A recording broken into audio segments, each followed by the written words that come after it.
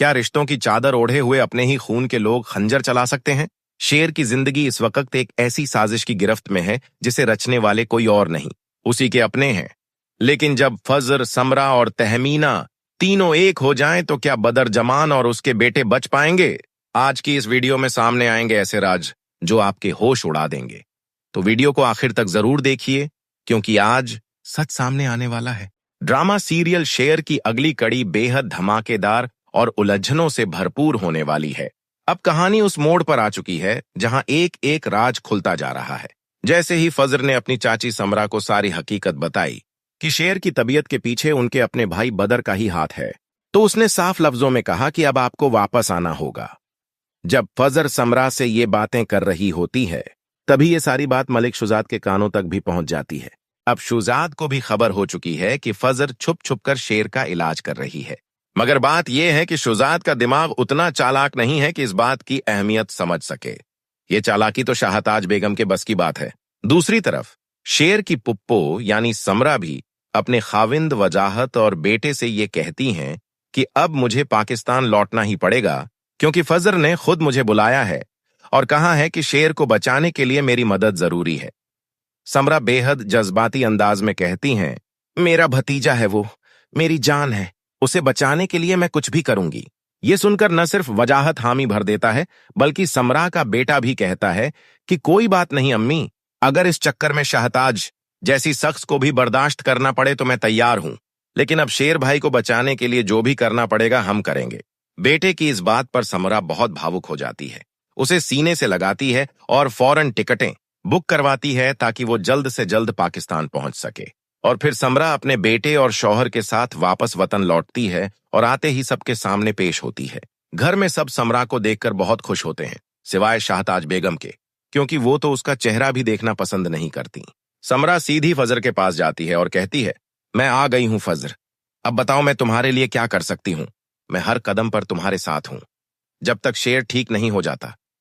फजर बड़ी उलझन में होती है, कहती है, मुझे अब तक यकीन नहीं आ रहा कि बदर अंकल इतनी घिनौनी हरकत कर सकते हैं। माना कि उनकी परवरिश कुछ खास नहीं थी, उनके बच्चे भी कम घटिया नहीं है, लेकिन फिर भी क्या कोई सिर्फ जमीन जायदाद के लिए शेर के साथ ऐसा कर सकता है? समरा गहरी सांस लेकर कहती है, तुम्हें अंदाजा भी नहीं कि रईस जमान भाई कितने नेक दिल इंसान थे, और बदर, वो शुरू से ही एक जैसे थे। मुझे बस एक बात हमेशा चौंकाती है कि एक ही मां की कोख से जन्मे दो बेटे इतने अलग कैसे हो सकते हैं। रईस ने उम्र भर अपना घर संभाल कर रखा और बदर ने एक पल में सब कुछ तबाह कर डाला। फजर जब अपनी योजनाओं का जिक्र करती है तो समरा सब कुछ सुनती है और सोचती है कि अब अगला कदम उठाना चाहिए। इसी सोच के साथ वो तहमीना बेगम को कॉल करती हैं, शेर की मां को। कॉल पर कहती हैं, भाभी, मुझे आपसे मिलना है। तहमीना बेगम पहले तो दो टूक लहजे में कह देती हैं, हमारा अब कोई रिश्ता नहीं रहा। हाँ, जब शेर समान की मौत हुई थी तो मैंने सिर्फ इंसानियत के नाते तुम्हें उसके आखिरी दीदार की इजाजत दी थी, वरना रईस शाह जमान ने जब तुमसे रिश्ता तोड़ा तो मेरा भी कोई नाता नहीं बचा तुमसे। समरा जवाब देती है, भाभी, ये मुलाकात मेरे लिए नहीं है, ये शेर की जिंदगी बचाने के लिए है, और अब आपको आना ही पड़ेगा, ये आपकी मजबूरी बन चुकी है। जब तहमीना समरा के मुंह से शेर का नाम सुनती हैं तो उनका दिल बैठ जाता है। उन्हें लगता है शायद दुश्मनों की बेटी फजर ने शेर के साथ कोई धोखा किया है।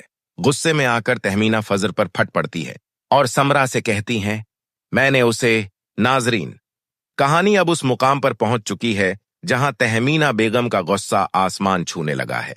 वो फजर को लेकर बेहद शक्की हो चुकी है। उन्हें लगता है कि उनकी बहू नहीं, बल्कि दुश्मन की बेटी उनके बेटे की हालत की जिम्मेदार है। तहमीना न सिर्फ फजर को सख्त लहजे में पहले ही चेतावनी दे चुकी होती है, बल्कि रंगनवाला से भी साफ हिदायत दे चुकी हैं कि फजर को शेर के पास फटकने भी न दिया जाए। अब तहमीना समरा से सख्ती से कहती हैं, तुम लोगों की दुश्मनी ने तुम्हारी इंसानियत छीन ली है।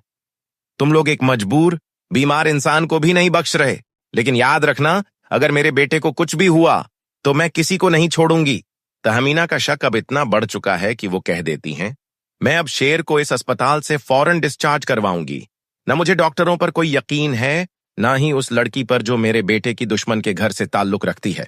इस पर समरा नरमी से मगर बड़े ठोस अंदाज में जवाब देती हैं, भाभी, इस बात में तो मैं आपसे पूरी तरह इत्तेफाक रखती हूं।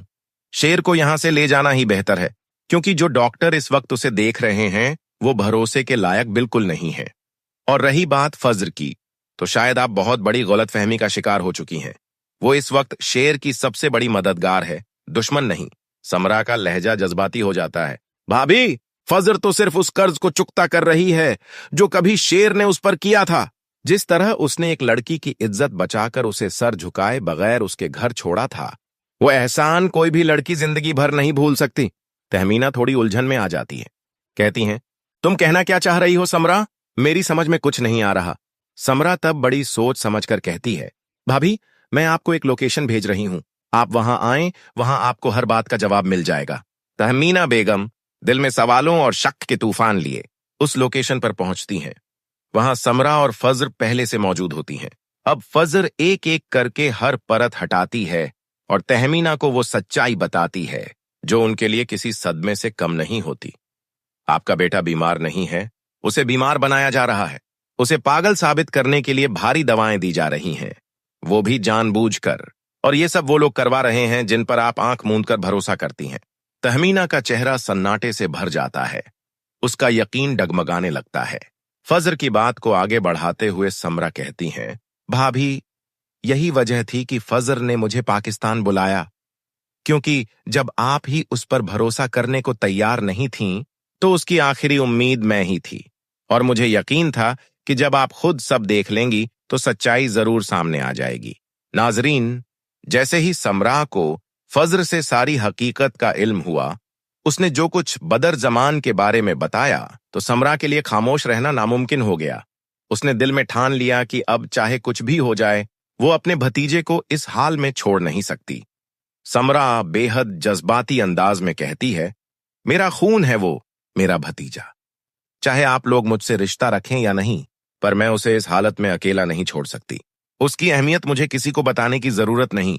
और जब तहमीना के सामने ये तमाम सच्चाइयां आकर खड़ी होती हैं, तो वो मानो जमीन पर बैठ जाती हैं, दोनों हाथों से सिर थाम लेती हैं। उसकी दुनिया जैसे लम्हों में उजड़ जाती है, क्योंकि जिन लोगों को अपना समझा वही शेर की तबाही के जिम्मेदार निकले।